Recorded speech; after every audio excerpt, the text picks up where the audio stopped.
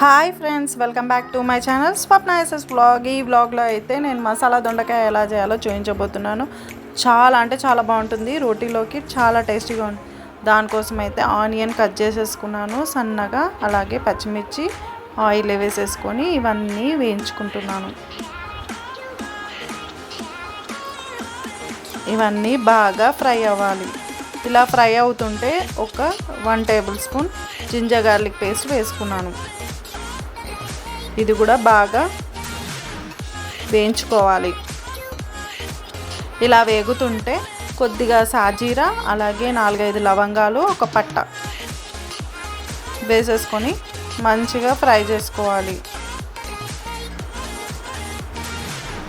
దీంట్లో ఇదే గరం మసాలా, ఇంకా ఒక 1/2 టేబుల్ స్పూన్ అంతా పసుపు వేసుకున్న తర్వాత దొండకాయ ముక్కల్ని 4 ముక్కల్లాగా అంటే కాట్లు పెట్టేసుకొని వేసుకోవాలి. నేను ఇక్కడైతే చూపిస్తున్నాను చూడండి. ఇలా 4 ముక్కల్లాగా చేసుకొని దాంట్లో వేసేసుకోవాలి.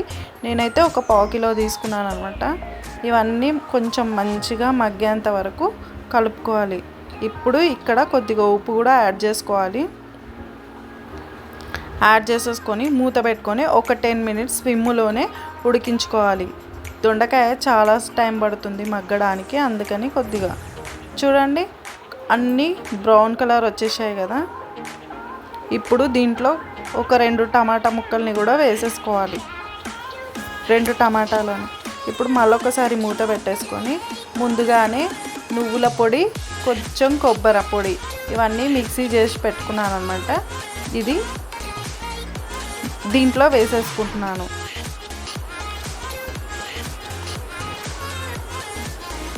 ఇప్పుడు టేస్ట్కి తగ్గట్టు కారం, పచ్చిమిర్చి అంత కారం లేవు, అందుకని కొద్దిగా కారం కూడా వేసుకుంటున్నాను. ఇంకా మసాలా దొండకాయ అంటే ఖచ్చితంగా కారం ఉండాలి. ఇదంతా పట్టేలాగా కలుపుకున్న తర్వాత 1 కప్పు పెరుగు అయితే వేసుకున్నాను అన్నమాట.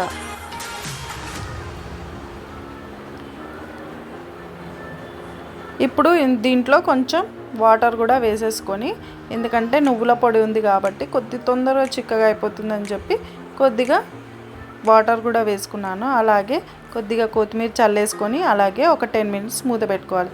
చూడండి, మసాలా దొండకాయ అయితే ఎలా రెడీ అయిపోయిందో. చాలా అంటే చాలా బాగుంటుంది. ఇది రోటీలోకి అయితే ఇంకా సూపర్గా ఉంటుంది, రైస్లోకి కూడా బాగుంటుంది. మీరు కూడా ట్రై చేయండి. చూడండి,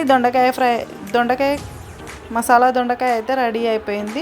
ఈ వీడియో నచ్చిందనే అనుకుంటున్నాను. నచ్చినట్లయితే like, share, subscribe my channel Swapna's vlog. Okay, bye.